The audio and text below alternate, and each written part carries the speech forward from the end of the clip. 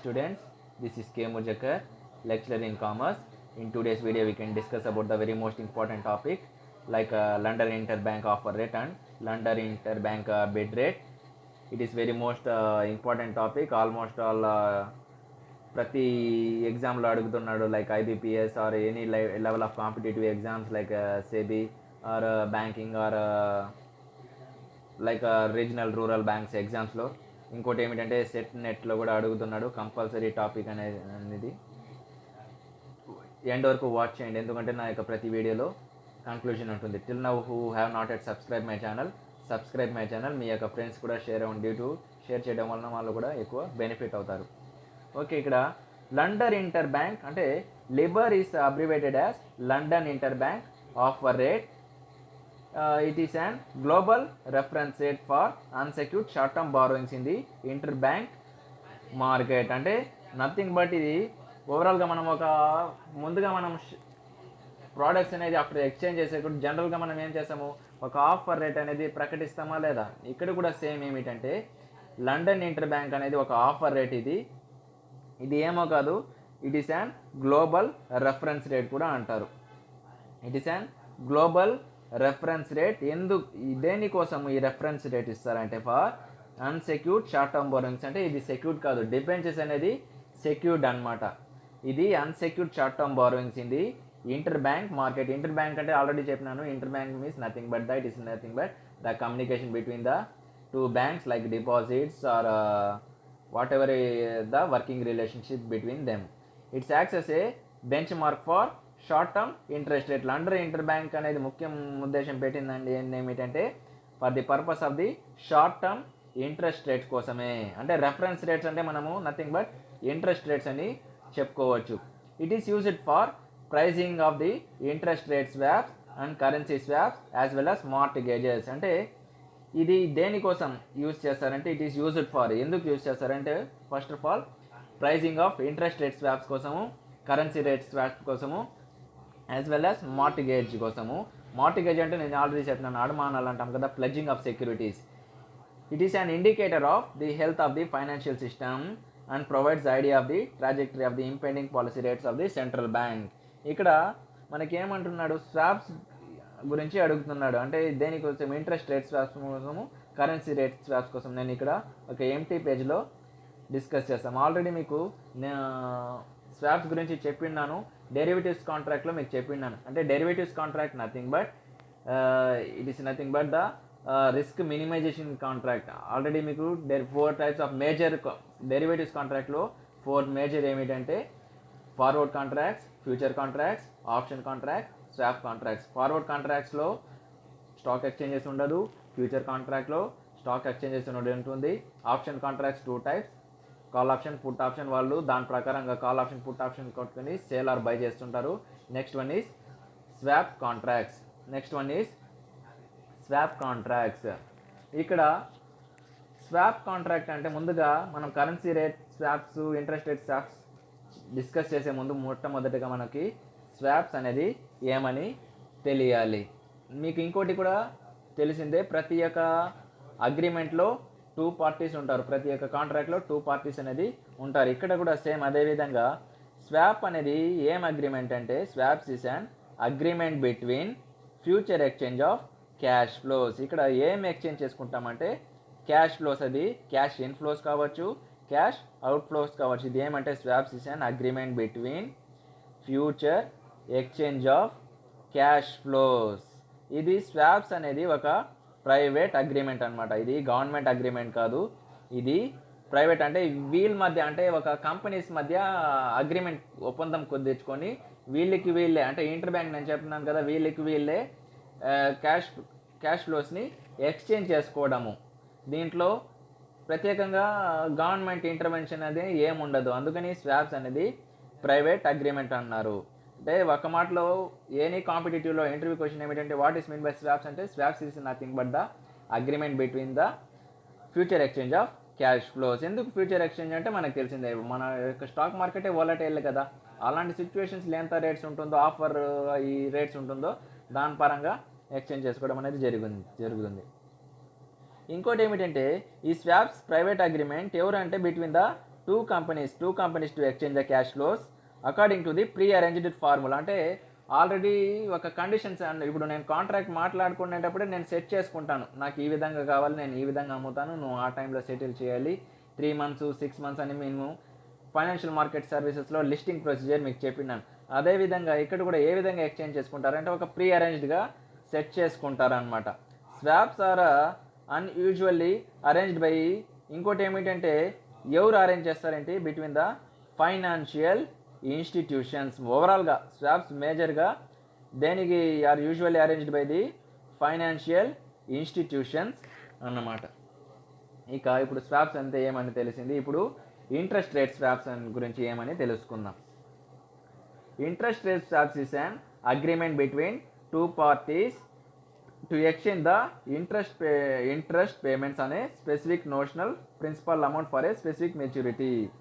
అంటే ఇక్కడ interest rate swaps అన్నాడు కాబట్టి ప్రత్యేకంగా ప్రిన్సిపల్ అమౌంట్ ఉంటుంది కానీ ప్రత్యేకంగా దానికి ఎక్కువగా ప్రిఫరెన్స్ ఇవ్వడు. ఎందుకంటే ఇంట్రెస్ట్ రేట్ స్వాప్స్ అంటాడు కాబట్టి పూర్తి ఫోకస్ ఇంట్రెస్ట్ పైనే ఉంటుంది. అంటే ఈ ఎక్స్చేంజ్ జరిగేటప్పుడు పూర్తిగా జస్ట్ ఇంట్రెస్ట్ పేమెంట్స్ పైనే బేస్ అయి ఉంటుంది.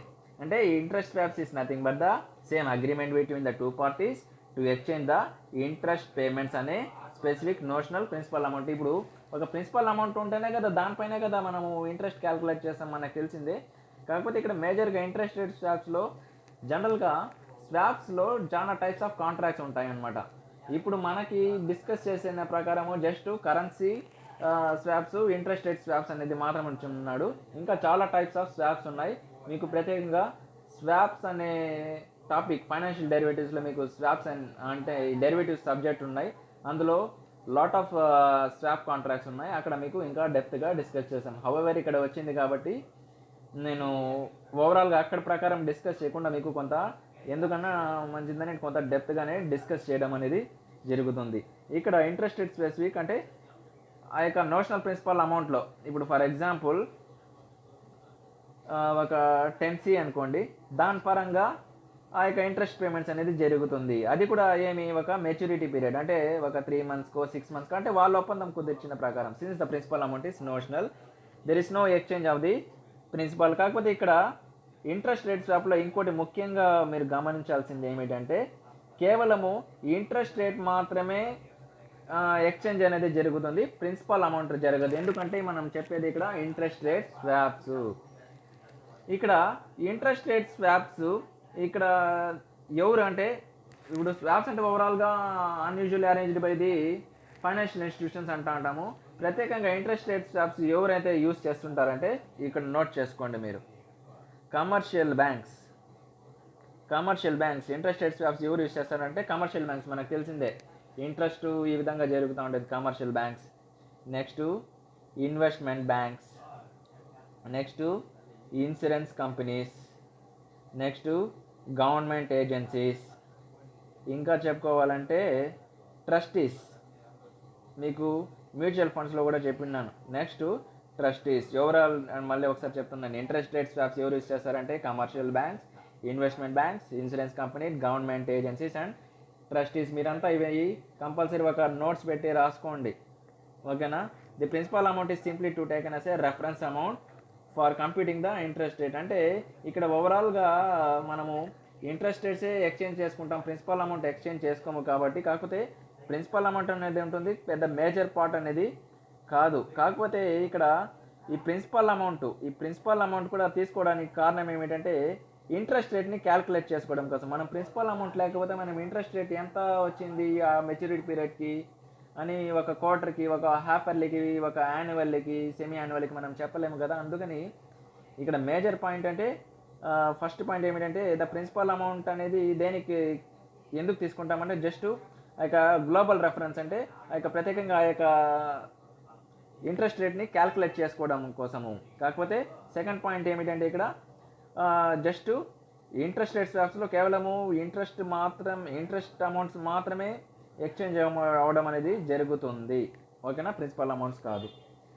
నెక్స్ట్ కరెన్సీ రేట్ స్వాప్స్ కూడా అన్నాడు. కరెన్సీ రేట్ స్వాప్స్ అంటే ఇక్కడ ఏమీ లేదు. Currency swaps is a contract between two parties. ఇక్కడ కూడా సేమ్ ప్రతి కాంట్రాక్ట్లో ప్రతి అగ్రిమెంట్లో టూ పార్టీస్ ఉంటారు. ఇక్కడ కూడా to exchange the cash flows cash flows ఏ విధంగా అంటే between two denominated in two different currency. ఇక్కడ కరెన్సీస్ గురించే, కరెన్సీ స్వాప్స్లో కరెన్సీస్లే ఉంటుంది కాబట్టి టూ పార్టీస్ అంటే ఒకడు ఇండియన్ రూపీసు, ఇంకోటి యూఎస్ డాలర్స్, అంటే ఈ టూ బిట్వీన్ డిఫరెంట్ కరెన్సీస్ మధ్య ఎక్స్చేంజ్ అనేది జరుగుతుంది. ఈ ప్రైవేట్ అగ్రిమెంట్ కాబట్టి టూ పార్టీస్ ఈ విధంగా ఎక్స్చేంజ్ చేసుకోవడం అనేది జరుగుతుంది. A currency swaps is also a contract between two parties to exchange stream of interest payments in. అది ఇంకోటి కూడా ఇక్కడ కూడా మనం ఏమిటంటే ఇంట్రెస్ట్ పేమెంట్స్ కూడా ఏ విధంగా ఉంటుందంటే ఇక్కడ అంటే ఇంట్రెస్ట్ రేట్ స్వాప్స్లో మేజర్ కాన్సన్ట్రేషన్ కేవలం ఇంట్రెస్ట్ పేమెంట్సే. ఇక్కడ ఇంట్రెస్ట్ పేమెంట్స్ ప్రతి దాంట్లో ఉంటుంది టిల్ ద మెచ్యూరిటీ, అంటే ఆ యొక్క కాంట్రాక్ట్ పూర్తి అయ్యే వరకు మనకి జనరల్గా ఈ యొక్క ఇంట్రెస్ట్ పేమెంట్స్, ఈ యొక్క ఇన్స్టాల్మెంట్స్ ఈ విధంగా కంపల్సరీ అనేది జరుగుతుంటుంది నార్మల్గా మనం ఫ్యాక్ట్ పరంగా చూసుకున్నట్టయితే.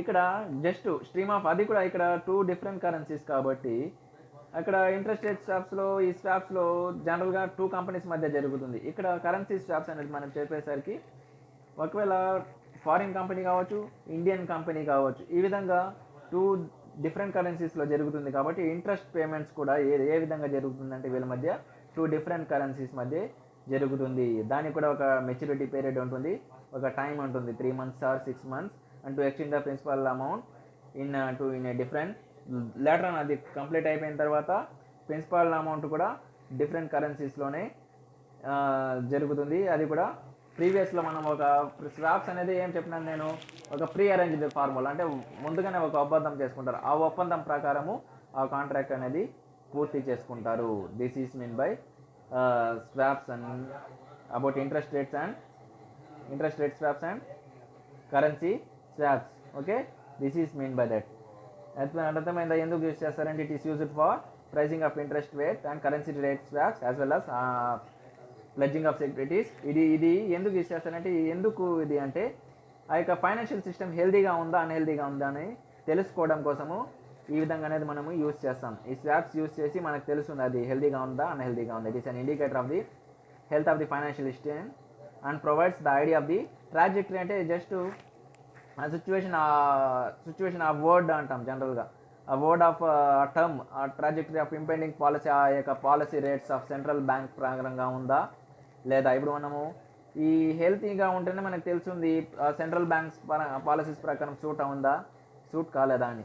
ఇక్కడ డిస్క్రిప్షన్ అనేది చూస్తాం. LIBOR is and administrate by the intercontinental exchange, అంటే లండన్ గురించి డిస్కస్ చేస్తాం కాబట్టి అక్కడ intercontinental exchange or ICE. It is computed for, ఇక్కడ దేనిపైన కంప్యూట్ చేస్తారంటే ఒక బిట్వీన్ 5 కరెన్సీస్ మధ్య. ఆల్రెడీ మీకు స్పెషల్ డ్రాయింగ్ రైట్స్లో కూడా ఇది also known as basket of currencies, 5 major currencies తీసుకుంటారు. ఇక్కడ కూడా ఇది క్యాల్కులేట్ చేయడానికి ఒక 5 కరెన్సీస్ మేజర్ కరెన్సీస్ తీసుకుంటారు. ఆ 5 కరెన్సీస్ క్యాల్కులేట్ చేయడానికి కూడా 7 డిఫరెంట్ మెచ్యూరిటీస్ పెట్టుకుంటారు. అంటే వాళ్ళు ఏ సిచ్యువేషన్ తీసుకుంటారో తెలియదు మనకి. అది కూడా ఎక్కడి నుంచి స్టార్ట్ అవుతుందంటే from over night to A year. Over night అంటే ఇక్కడ ఏమిటంటే నువ్వు ఏ టైం నుంచి స్టార్ట్ చేసినావో, నువ్వు 1 నుంచి స్టార్ట్ చేసినావో, 2 నుంచి స్టార్ట్ చేసినావో, ఆ టైం నుంచి ఆ యొక్క మెచ్యూరిటీ వరకు కంటిన్యూ అవుతుంది. 5 currencies for which LIBOR is computed for. అదే ఏమంటే ఆ 5 కరెన్సీస్ నేను చెప్పినాను కదా. స్విస్ ఫ్రాన్స్ కరెన్సీ అంటే CHF, ఆల్రెడీ మీకు షిఫ్ట్ కోర్స్లో కూడా చెప్పినాను. CHF Swiss francs currency, euros, pounds, British వాళ్ళ currency, great Britain pounds, pound sterling, Japanese yen, US dollars, ఈ 5 కరెన్సీస్ అనమాట. ICE intercontinental exchange benchmark administration consist of 11 to 18 banks, అంటే major banks ఉంటాయన్నమాట that contribute for each. నేను చెప్పినాను కదా ఇప్పుడే commercial banks, investment banks ఈ విధంగా ఇంక్లూడ్ అయి ఉంటాయని. ఆ విధంగా ఫర్ ఈచ్ కరెన్సీ, అంటే ఒక్కొక్క కరెన్సీ, ఇప్పుడు 5 కరెన్సీస్ అన్నాము కదా, ఈ 5 కరెన్సీస్లో ఒక్కొక్క కరెన్సీకి ఈ 11 to 18 బ్యాంక్స్ అనేది కాంట్రిబ్యూట్ అనేది చేయడం అనేది జరుగుతుంది. Next the rates received from, ఆ రేట్స్ వచ్చేసినా కదా, the rates received from the banks arranged in descending order on the top to bottom quartiles. ఆ విధంగా అరేంజ్ చేసుకొని are excluded to remove outliers, ఏమైనా ఉంటే అవి రిమూవ్ చేసేయడం. అంటే the arithmetic mean of the remaining data is then computed to get the LIBOR rate. ఓవరాల్గా మనకి ఈ విధంగా క్యాల్కులేట్ చేస్తే ఒక రేట్ అనేది మనకి వస్తుంది. Computed to get the LIBOR rate. The process is repeated for each of the 5 currencies and 7 maturities, ఈ విధంగా 5 కరెన్సీస్కి 7 మెచ్యూరిటీస్కి రిపీట్ చేసుకుంటూ ఉంటారు. ఎందుకు రిపీట్ చేస్తారంటే thereby producing the 35 reference rate 3 months. ఇక్కడ ఆటోమేటిక్గా మనకు అర్థమైంది ఏ విధంగా 35 రెఫరెన్స్ రేట్ వచ్చింది. 5 into 7, 5 currencies into 7 maturities equals to 35 reference rate. ఇప్పుడు మీకు రెఫరెన్స్ రేట్ ఎలా వచ్చిందని మీకు అర్థమైంది. What is mean by reference rate. అది కూడా 3 months లిబర్ అంటే 3 months London interbank of rate is the most common used reference. ఆ విధంగా క్యాలిక్యులేట్ చేసి ఆ 3 monthsలో ఎంత వచ్చింది ఆ విధంగా తీసుకొని ఇక్కడ నేను చెప్పినాను కదా ఇక్కడ almost all it's in descending order. ఈ విధంగా see here to remove outliers అంటే ఏమైనా ఉంటే ఈ విధంగా క్యాలిక్యులేట్ చేసి ఏమైనా ఉంటే అవి రిమూవ్ చేసేసి ప్రాపర్గా ఒక కామన్లీ యూజ్డ్ రెఫరెన్స్ రేట్ అనేది పెట్టుకుంటారు.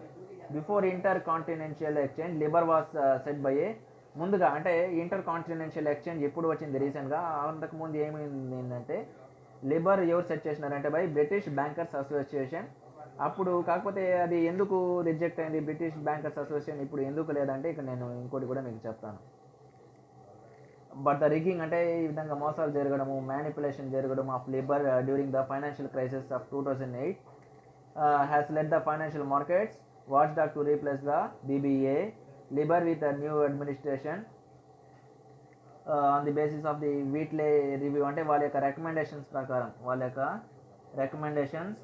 ప్రకారం before ICE LIBOR was set by BBA but the rigging and manipulation of labor during the financial crisis of 2008 has led the financial market watchdog to replace the BBA. అంటే మళ్ళీ later అని మనకు తెలిసింది stock market అనేది watchdog 24/7 work చేస్తుంది. అలాంటి మోసం financial క్రైసిస్లో ఇలాంటి మ్యానిపులేషన్ జరగడం వలన ఈ విధంగా ICE రావడం అనేది జరిగింది with a new administrator on the basis of Wheatley. ఎవరు రికమెండేషన్స్ అంటే రివ్యూ రికమెండేషన్ మనం కార్పొరేట్ గవర్నెన్స్లో కూడా చెప్పిండాం వాళ్ళ రికమెండేషన్స్ చేసి ఒక కమిటీ ప్రకారం ఇది వస్తుందని.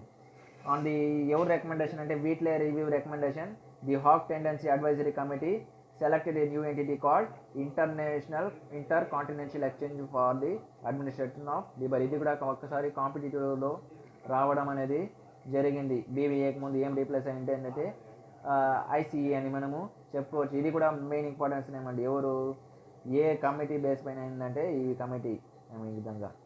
నెక్స్ట్ లిబిడ్ రేట్ అంటే the London interbank bid rate. ఇప్పుడు ఏం చేసినా మనము బిడ్ రేట్ అంటే ఇక్కడ మీకు అర్థమవుతుంది ఆఫర్ రేట్ అంటే బిడ్ రేట్ అంటే అది ఆఫర్ రేటు, ఇది బిడ్ రేట్ అంటే ఆస్కింగ్ రేట్. మనము అది ఆఫర్, ఇప్పుడు నేను ఒక ఆఫర్ రేట్ పెడతాము, మీరు ఒక రేట్ అనేది ఆస్క్ చేస్తారు. ఆ విధంగా interbank bid rate that rate by bid by banks of euro currency deposits, that is euro currency deposits అంటే ఏమని ఇక్కడ చూసాం. The rate at which bank is willing to borrow from other banks. అంటే bid rate అంటే ఆ బ్యాంక్కి willing ఉంటుంది వేరే బ్యాంక్స్ నుంచి ఎంత అని బారో చేసుకోవాలి.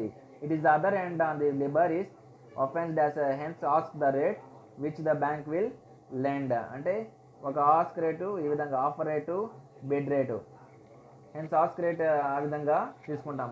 వైలిస్ట్ the British bankers association said LIBOR rates there is no correspondent official limit fixing. అంతకుముందు ఆ విధంగా లేదంట.